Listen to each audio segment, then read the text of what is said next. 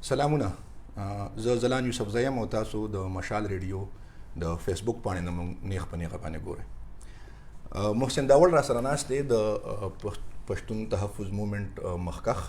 او په دې نږدې ورځو کې دی اعلان کړی دی چې یو نوې سیاسي پارټي هم جوړي. نو ډېر انتظار نه کوو دې خبرو ته، ځکه چې ډېر خلک ورته په انتظار دي. داول صاحب ډېره مننه د وخت. مهرباني، شکریه. داول صاحب دا راته ووایه چې د پښتون ژغورنې غورځنګ تحریک چې و دا ښه په کامیابۍ سره روان و، نو ولې داسې ضرورت تاسو ته پیښ شو چې تاسو یو سیاسي یو پارلماني پارټي اعلان کړئ؟ ګوره جی، اهداف چې د غورځنګ کم دي هغه په خپل ځای صحیح دي او هغه روان هم دی او انشاءالله مخ په وړاندې به ځي هم. خو دلته زموږ د ځوانانو ته د پارلماني سیاست لپاره هم د یو پلیټفارم ضرورت و او هغه د پښتون ژغورنې غورځنګ د پلیټفارم نه کېدو، ځکه چې هغه د پیله ورځ نه دا پرېکړه کړې وه چې دا به یو غیر پارلماني غورځنګ او په دې کې به د مختلفو سیاسي ګوندونو خلک الریډي وم پکې و، همدغه د دې او هغې دا پرېکړه کړې وه چې موږ به پارلمان ته نه ځو، په پارلماني سیاست کې به حصه نه اخلو. نو دا یوه چوکۍ چې کومه پاتې وه په دې د دې د یوټیلایز کولو دپاره هم د یو پلیټفارم ضرورت و. نو هغه د سیاسي ګوند په شکل کې موږ ډېر سوچ په وکړو. نو بیا موږ دا فیصله وکړه چې هغه ملګري کوم چې غواړي چې مطلب په پارلماني سیاست کې حصه واخلي، نو هغې دپاره د یو پلیټفارم ضرورت دی.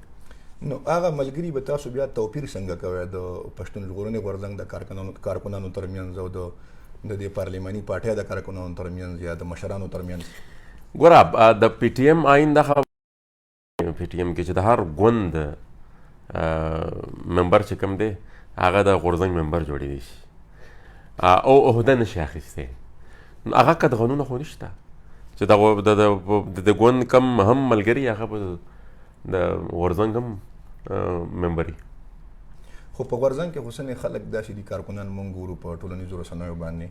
چې هغوی ستاسو په دې پارلماني یا سیاسي پارټي چې ده په دې باندې اعتراض لري. خبره ده، مطلب په غورځنګ کې د نورو سیاسي ګوندونو خلک هم شته، نو خامخا به اعتراض لري. خو دا ده چې مطلب دا پروګرام کله ولس ته صحیح طریقې سره ورسي. موږ داسې هم نه د مثال سلاګانې کړي هم دي، خو بیا هم چې کله ګوره دا اندېښنې چې کومې کله چې موږ په پارلمان ته ځان کاندید کړو، قومي اسمبلۍ الیکشن ته زه ودرېدم، مالي وزیر هم ودرېدم، دا اعتراضونه په هغه ټایم هم شوي وو. خو بیا لکه طریقې سره ورخیستې نه، په صحیح طریقې یې پیک کړي نه، نو هغې دا خیال کړي جوړېدا د غورځنګ نه لاړل یا ځان یو بله لاره خوښه کړه. نه، غورځنګ په خپل ځای روان دی، به په خپل ځای روان وي. خو دا ده چې د پارلماني پلیټفارم یو ضرورت و موږ ته، او مطلب دا د په تېر مطلب دا د اوس ته چې کوم تېر شوی صوبایي الیکشن و، د وزیرستان په د څلورو مڼو حلقو زموږ ملګري ولاړو، خو ګوند نه و. نو مطلب یو مطلب په انډیپینډنټ دغه کې ولاړو. نو هغې دپاره مطلب بیا چې اوس را روان بلدیات دي، په بلدیاتو کې تاسو ته پته ده چې ډېر زیات کمپلیکیشنز دي، مطلب کونسلر دي او زنانه یو کسان کونسلر یو دي. د هغې دپاره چې مثال یو پلیټفارم نه وي، نو هغه بیا په انډیپینډنټ ټیک د قومي او صوبایي خو بیا هم وشي، خو په بلدیاتو کې هغه شی بیا لږ ډېر ګران شي. دې وخت کې موږ څه ویلی شو چې په پښتون ژغورنې غورځنګ کې تاسو د غورځنګ نه جدا شوي یا د غورځنګ حصه یې که نه؟ ګوره چې غورځنګ خو ما جوړ کړی دی، نو څنګه به ته جدا کېږو؟ په خپل ځای روان دی او شریکه مورچه د هغې چې کوم اهداف دي هغه خو په هغې دپاره خپل مزل چې په کومه طریقې دغه روان دی. دا خو ما تاسو ته خبر کلیر کړ چې مثال غورځنګ د اولې ورځ نه دا پرېکړه کړې وه چې موږ بحیثیت غورځنګ به پارلمان ته نه ځو. او زما هم تقریبا چې د اسلام آباد ته پرلت نه والا تر د الیکشنو پورې چې څونه هم انټرویوز وو، هغې کې ما دا خبره ښکاره کړې وه چې غورځنګ به څوک نه ودرېږي. او نوره مطلب انفرادي طور که څوک ودرېږي هغه د هر چا خپل عیني او سیاسي قانوني حق دی. موږ ټول عمر سیاسي کارکنان پاتې شوي یو. زه چې دا غورځنګ جوړېدم، زه د عوامي نشنل ګوند د ځوانانو تنظیم د NYU مرکزي چیرمین وم، او مطلب په د غورځنګ په جوړولو کې زما سره د خپلو ملګرو خپلو سیاسي کارکنانو ډېر ملاتړ کړی، ځکه چې دلته کله مطلب مسعود قوم فیصله وکړه مطلب مشرانو چې مونږ ځو، نو بیا دلته همدغه سیاسي ورکران وو چې هغوی به ځان له سټیج ولګولو، مطلب او ټول بندوبست په خپل سکیورټي ورسې په خپل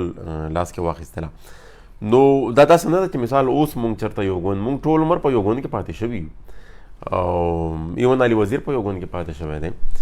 نو سیاسي ګوند څه سټیګما نه ده، سیاست لپاره د دې ډېر بنیادي ضرورت دی. او بیا زموږ د خپل د پښتنو قومي تحریک خو مطلب د خصوصا د دوو غټو ګوندونو د لاسه مطلب د کام ډېره غټه ژغورنه هم کړې ده تر دې وخته پورې، او د سیاسي ګوندونو ډېر غټ کار کړی تر د پاکستان د جوړولو نه پس تر دې وخته پورې کني زما په خیال که دا نه وي نو د پښتنو شناخت په ورک پې اوسه پورې په کومه طریقه سره ریاست چې ګزارونه وکړل که نه په د قومي شناخت باندې او د دې په ورکولو باندې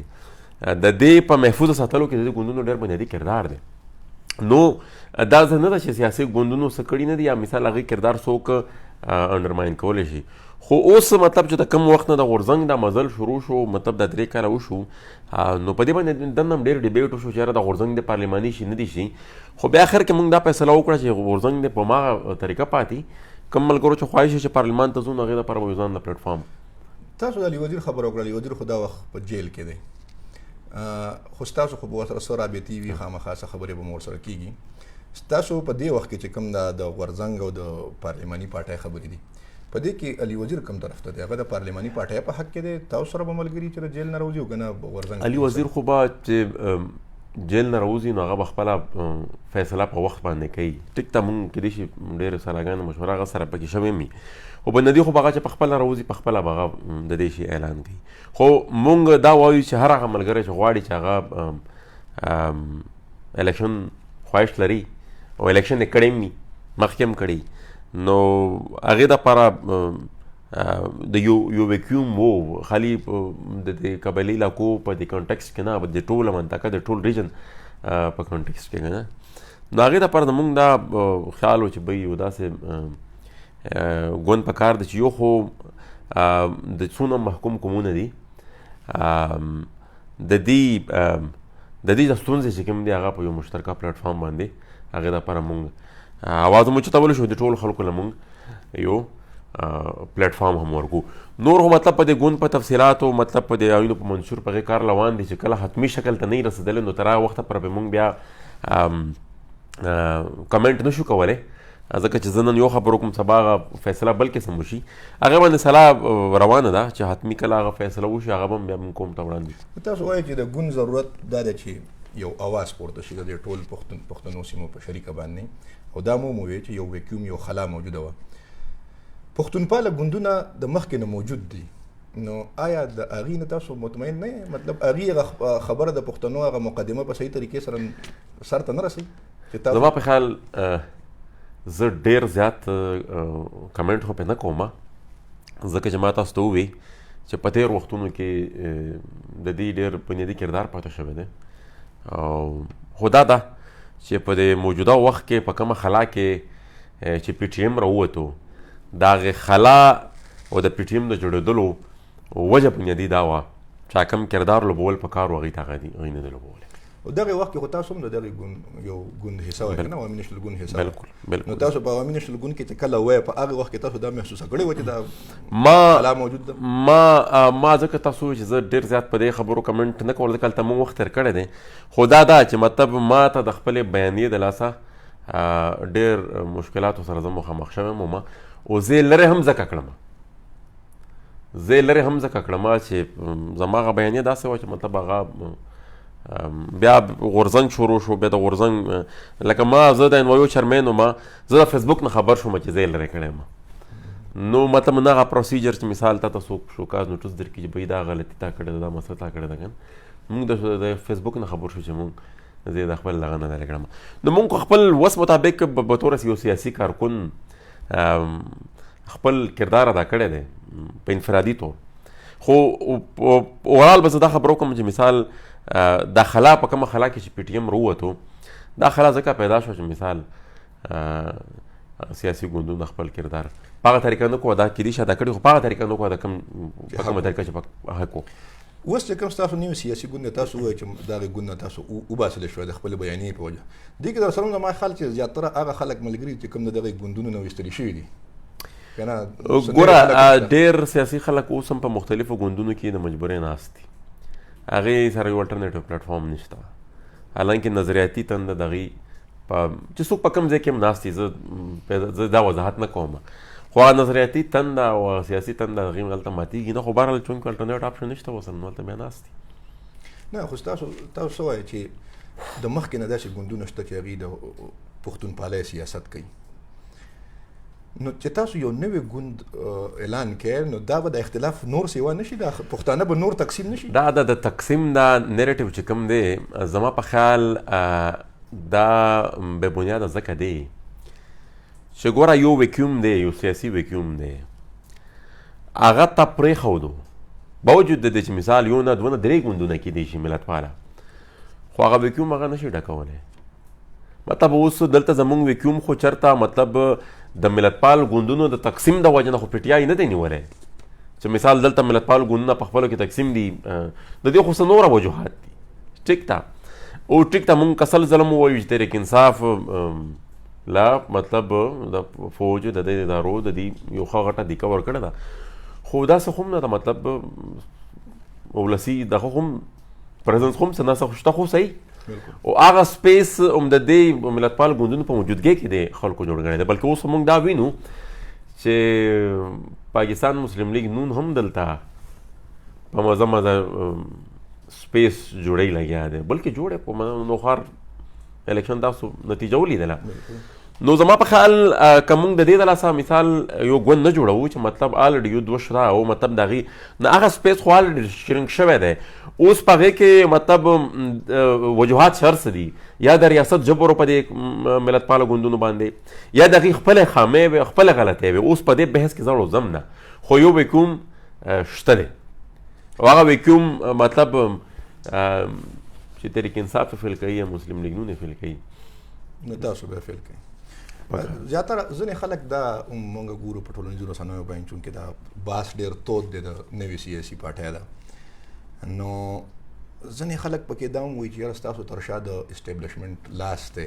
مخکې هم تاسو چې په دې پښتون ژغورنې غورځنګ کې وی نو تاسو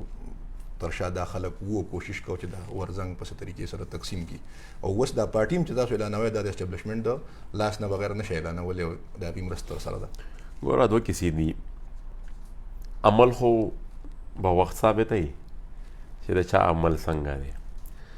نوره چې څونه پوره تاسو د خبرو خبره کوئ چې مطلب دا خو نن سبا مطلب داسې دا چې پښتون ژغورنه غورځنګ چې جوړ شو خو غټو سیاسي لکه دا خو تاسو به چېرته د یو سیاسي ورکر خبره دا خبره د غورځنګ خلک زه درته وایم نو زه درته وایم غورځنګ کارکنان دا خبره کوي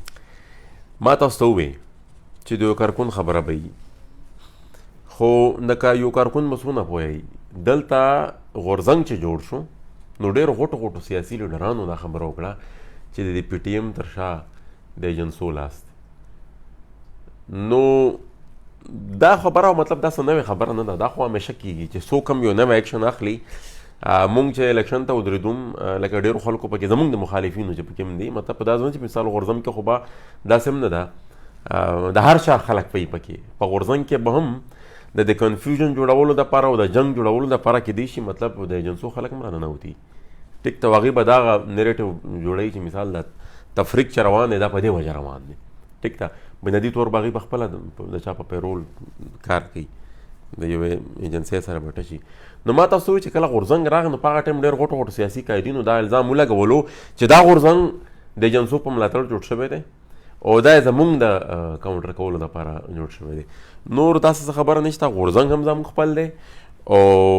ګوند به چې سبا کوم سیاست کوي دا به دنیا به وګوري چې مثال څونه په بیانیه کې کلیرټي ده او څونه په عمل کې کلیرټي دغه اعتراض هغوی اوس هم لري چې تاسو د سیاسي ګوند اعلانوئ نو دا د هغوی د کمزوري کولو لپاره یو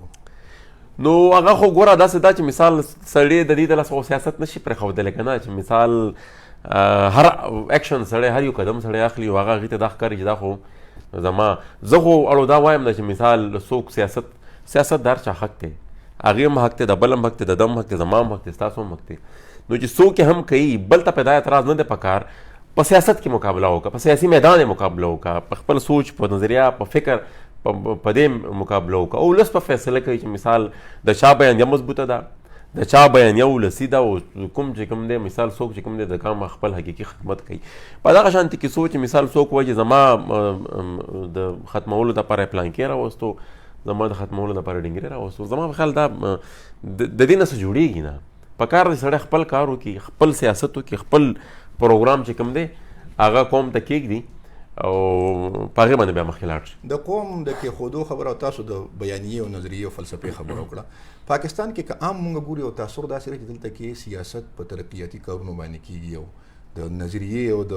بیانیې سیاست چې دی نو هغه تر یو حده پورې کېږي، خو څوک په پارلمان کې په دغې بنیاد باندې تر اوسه پورې نه دي کامیاب شوي چې د بیانیې او د نظریې په وجه باندې راغلي. نو که تاسو چې شروع کوئ خو د بیانیې او د نظریې خبره ده نو ډېره ګرانه به نه وي. زما په خیال د تاسو چې کومه خبره وکړه دا سوچ فکر زمونږ د پاکستان د اسټابلیشمنټ زمونږ د ولس په ذهنونو کې ورننه باسلی دی چې که دلته سیاست کوي او د پاکستان د فیصله سازي د ټولو نه غټ فورم چې کوم دی که عیني طور وګورو اوس هغې سره په حقیقت کې اختیار شته یا نشته هغه یو ځان له بحث دی، خو مطلب حقیقي طور د ټولو نه غټه اداره چې کوم د پارلیمنټ دی او پارلیمنټ باره کې هغې دا پرسپشن جوړ کړی دی چې که ته دلته راځې نو ته به خامخا د روډ او د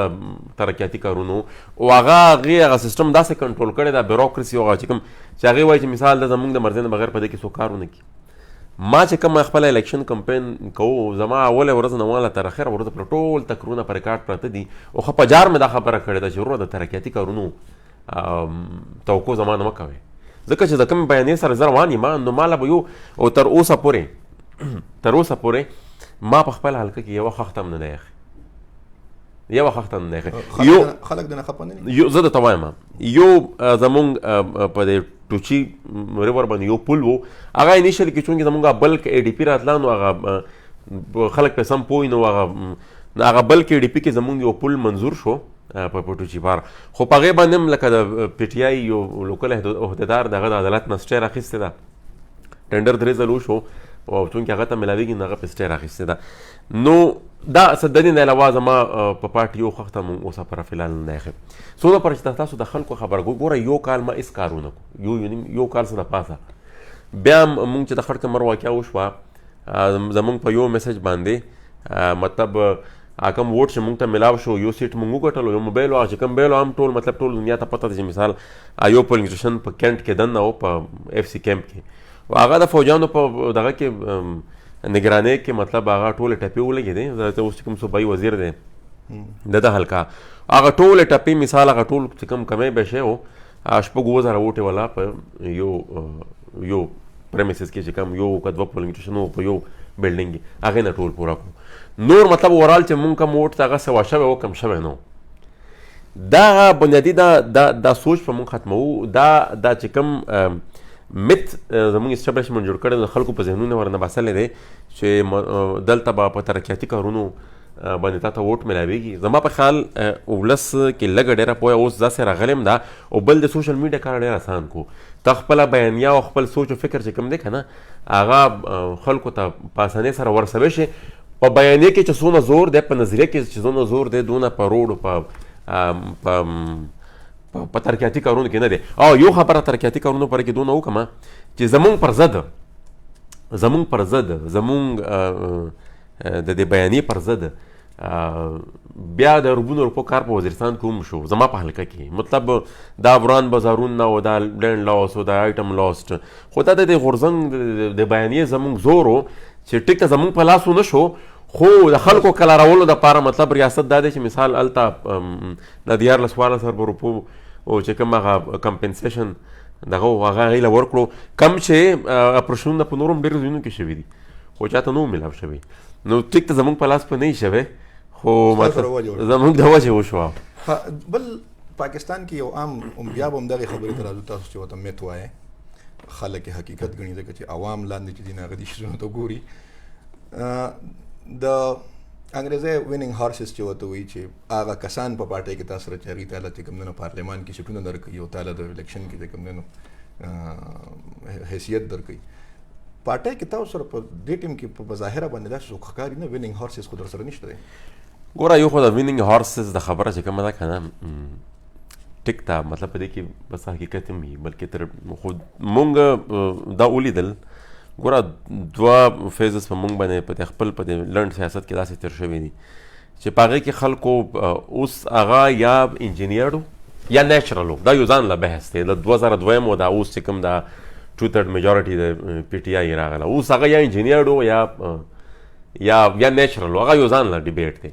خو مطلب هغې کې خلکو دې ته نه دي کتلی چې مثال د دې پی ټی آی والا پته نشته چې د څه کم سل ایم پی ایس دي ما ته ایګزیکټ تعداد د دې نه په صوبایي اسمبلۍ کې او قومي اسمبلۍ سیټونه خو مطلب میجورټي هغه هم هغې وړي دي او په هغې کې ډېر خلک داسې وو چې مثال هغه پولیټیکلي ان نون که نه اوس ټیک ته په دې کې به څه انجینیرنګ هم شوي خو په دې کې مثال دا هم حقیقت چې مثال خلکو خو کینډیډیټ نه کتلی بیټ یې کتلی د کینډیډیټ نه دی کتلی بنددي خبره ده چې مثال هغه خو د یو نیریټیو بلډ شو که نه د خلکو په ذهنونه یې ورننه باسلو چې کوم سلک ډېر کمی به شی و هغه پکې لکه د الیکشن په ورځ دیکا ورکړه نو بنیادي خبره دغه ده چې مثال خلک په دې پوهول غواړي چې مطلب ګوره ووټ په نظریه او نور دا ته چې مثال انفرادي حیثیت شخصیت دغه سیاسي کردار ظاهره خبره ده دا خو هم څوک نشي اګنور کولی دا خو چې وخت روان شي بنیادي خبره دا ده چې زموږ فوکس په خپل نظریاتي سیاست باندې اوس هغې سره چې هر څوک متفق وي ظاهره خبره ده خو بیا ډېر اوږد مزل دی او په دې به مثال ډېر کنسلټیشنز پکاري او زما په خیال د ویننګ هورسز د کنسپټ چې کوم دی دا هم نور په راتلونکي وخت کې په ختمېدو دی ځکه چې دا کوم یو نوی اربن میډل کلاس راغی او مطلب په دې تېرو وختونو کې جوړ شو هغه مطلب په دې ایلیټ کلاس او د دې چې کوم دغه مونوپلي وه د ټول ریجن په دې سیاست باندې زما په خیال هغه هماغه خلا چې کوم دی هغه بیا ټول پی ټي آی او نوی خلک او نوی دغه و چې کوم ځای کې بل دغه ورته میلاوېدو نه نو بس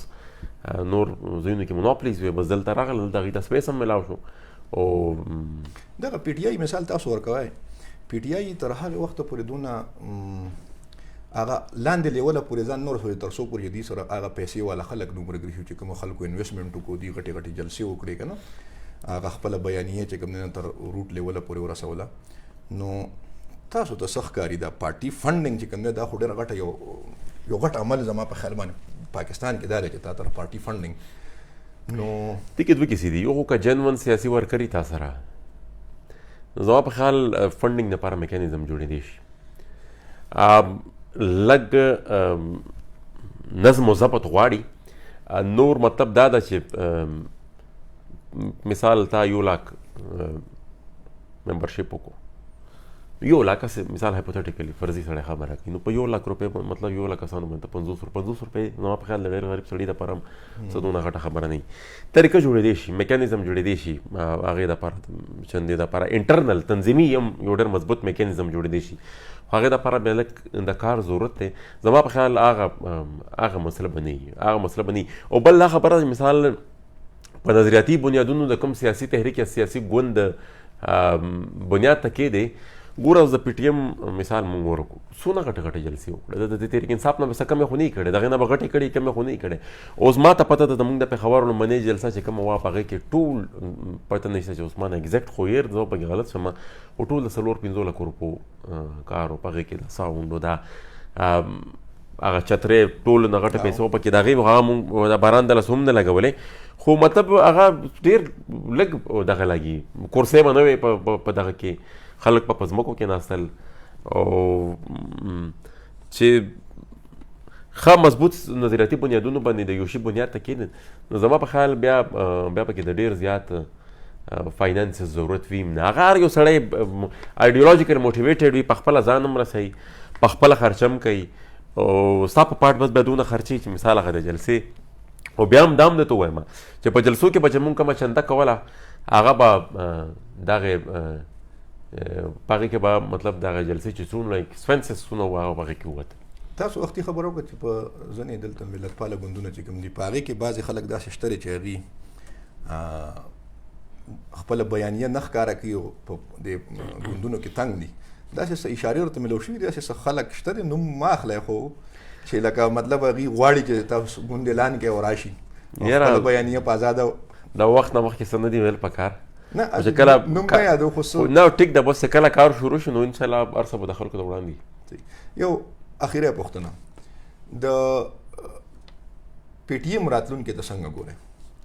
ځینې خلک دا نظر لري چې پی ټي ایم وخت تر بله په کمزوري کېدو دی بل خوا تاسو پکې اوس یو پارلیماني ګوند یا سیاسي ګوند هم اعلانوئ، نو دا هم امکان لري چې دې سره نور هم د پی ټي ایم دا غورځنګ چې دی دا کمزوري شي. ګوره دوه کارونه دي. یو خو پی ټي ایم تر ډېره حده پورې کم کار چې د کولو هغه یې کړی دی، ټیک ده. او نوره خو ګوره په تحریکونو کې دا اتار چړاو راځي. دا تاسو چې کومه خبره کوئ چې هغه اوس لږ دا فیزز مخکې هم ډېر راغلي دي، مطلب لږ به خاموشي راغله، بیا به مثال غورځنګ راوچت شو، بیا به خاموشي راغله. دا مطلب یو نیچرل پروسس دی په سیاست کې. لکه ټول عمر دا یو مومنټم نشه ساتلی چې هر هفته به ستا یو جلسه وي، دا مومنټم ته ټول عمر نشه ساتلی. انیشل ټایم کې نوې دغه و، نوې سیاست و، نوې ماحول و، مطلب انرژي هم برابره وه او خلکو مې تل هر ځای ته، خو دا خو ټول عمر نشي کېدی. مطلب دا ده چې مثال په نظم او په ضبط باندې کار پکار دی، په تنظیم باندې کار پکار دی. چې په تنظیم باندې کار وشي نو ولسي سپورټ چې کوم دی ټول عمر که ستا دغه شان دی نه وي، خو چې تنظیم ستا مضبوطي نو ته بیا ټول عمر هغه استعمالولی شي د قوم د سیاست لپاره، د وطن د سیاست لپاره. خو تنظیمي نظم و ضبط پکار دی. چې تنظیم جوړ شي زما په خیال تر ډېره حده پوره کار به په هغې کې اسان شي. نور خو سیاست ته ټول عمر به کېږي. نن دا مسله ده، نن د فوج د چیک پوسټ مسله ده، په د وطن یو ډېر غټ بل جنګ را روان دی، او ډېره غټه تباهي، خدای دې نه کړي، خو ډېره غټه تباهي را روانه ده. دا د امریکې د افغانستان نه وډرال، او بیا په کومه طریقه سره چې هغه وځي، او په کومه طریقه سره مثال هغه بیا طالب ته یو جسټیفیکیشن ورکو، او په کومه طریقه سره د افغانستان سټیټ هغې انډرماین کو، او لګیا دي مثال دلته په دې ټوله خطه کې یو نوی کیاس، یو نوی جنګ جوړوي. د دې د مخنیوي دپاره مطلب چې څونه هم ملتپاله قوتونه دي، مطلب هغه که پی ټي ایم دی، که ان پي ده، که پښتونخوا مېب ده، که قومي وطن پارټي، بلکې ټول ګوره دا خو مثال خالي دا به د پښتنو تر حده پورې نه. تېر ځل هم مطلب چې جنګ راغی ټیک ته موږ پکې ډېر وځپلی شو، خو بچ خو ته څوک هم نه.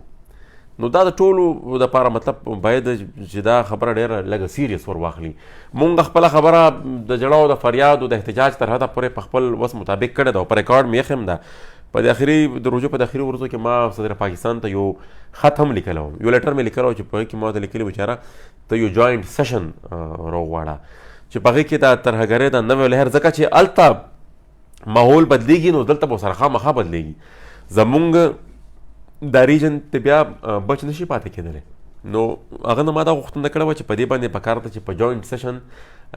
کې ډیبیټ وشي د سنټ او د قومي اسمبلې، او په دې باندې سوچ وشي چې مثال دا څه روان دي، او دا څه زمونږ ته په راتلونکي وخت کې کومې کیسې راپېښېدی شي. ځکه چې مونږ ته دا ښکاري چې مثال د پاکستان جنرالان یوې بلې جنګي ټکې ته منتظر دي، او هغه به بیا د وطن ته یو لویه تباهي راوړي. داسې څه اشارې ته اوس نو ګوره دا د افغانستان نه دلته نه راتګ بیا د امریکن بیسس خبره چې دوی کومه کوي، نو دوی خو ټول عمر انکار کړی و چې بهی نشته، خو بیا وروسته ثابته شي. اوس په دې ټکي د افیشلي وایي چې بهی موږ یې نه ورکوو، خو بیا وروسته وایي چې مثال په 2001 کې 2001 کې چې کوم اګریمنټ شوی و د هغې په بنیاد، دا خو هغه زړې خبرې نوې خو پکې ډېر څه شته دی نه. او بیا هلته نه د امریکې وډرال، او دلته مثال هغه بیا د هغې بیسس جوړول، او بیا د لوکل چې کوم د میلیټنټ گروپس دي د هغې بیا ریګروپینګ، او هلته مثال د هغې په اکټیویټیز کې مثال د هغې طالبانو اکټیویټیز سوا کېدل. نو دا خو خبره ټول ریجن دپاره ډېر خطرناکې دي. مطلب ښکار یم داسې چې مثال هغه اوس امریکا یا د سیپیک دپاره، یا مثال چې څونه هم د ریجنل کنیکټیویټي دپاره، د دې دپاره مطلب هغه دلته کیاس غواړي چې جنګ یو دا خطره، مطلب دلته د کاروبار او د روزګار وړو په دې ټول ریجن کې څوک سوچ ونه کړي. نو دا یو خطره ده. مطلب باید ټول پښتانه هم، ټول افغانان هم، ټول ریجن هم، چین هم، روس او ایران، ټول په دې سوچو کې، ځکه دا مطلب دا تاسو چې کوم تورونه لګوئ نو دا خو لکه امریکا یا پاکستان یا نور ټول خلک لګیا دي، د امن خبرې روانې دي، د روغې جوړې خبرې روانې دي، نو د هغې د پاسه بیا تاسو وایئ چې نه خبره د بد امنۍ طرف ته روانه ده. ګوره امن خبره د کوم وخت نه روانه ده. دا دوحې ډیل چې کېدو د دې خو په بیکګراونډ کې بلا کیسې تېره شوې وې. 18 میاشتې د هغې مذاکرات وکړو طالبانو سره. بیا د افغانستان حکومت په اعتماد کې نه و. اوس په دې کې سړی څنګه سړی دا ووایي چې مثال دار څه په ښه نیت روان خو ډېر اوږد جنګ تېر شوی دی نو د هغې د روغې جوړې خبرې خو روغه جوړه ګوره روغه جوړه خو بیا په کار ده. خو روغه جوړه د دې مقصد دپاره په کار ده چې امن راشي. د دې مقصد دپاره خو نه ده په کار چې مثال نور هم بدامني راشي. اوس دا څونه هم پروسس چې شوی ده پیله ورځ نه واله اوسه پورې ته ماته ووایه چې په دې کې بدامني سوه شوې ده هلته که کمه شوې ده. په هغې تشدد کې خو نور هم اضافه شوې ده. په هغې دغه عملیاتو کې خو نور هم اضافه شوې ده. نو موږ دا ګڼو چې مثال دا په ښه نیت نه دی روان او د افغانستان د ریاست دپاره مطلب دا خبره ټیک نه ده او د افغانستان ټول ولس دپاره هم د هغې په ګټه هم دا ټریسونه اوسه پورې دا وشو خدای دې کړي چې مخته یې ښه شي. خو دا اوسه پورې چې کوم بیکګراونډ و په کومه طریقه چې دې ته دا کیسه راورسېدله نو موږ ته دا ښکاري چې دا کیسه په صحیح سمت نه روانه. ډېره مننه. شکریه. آباد اوسه.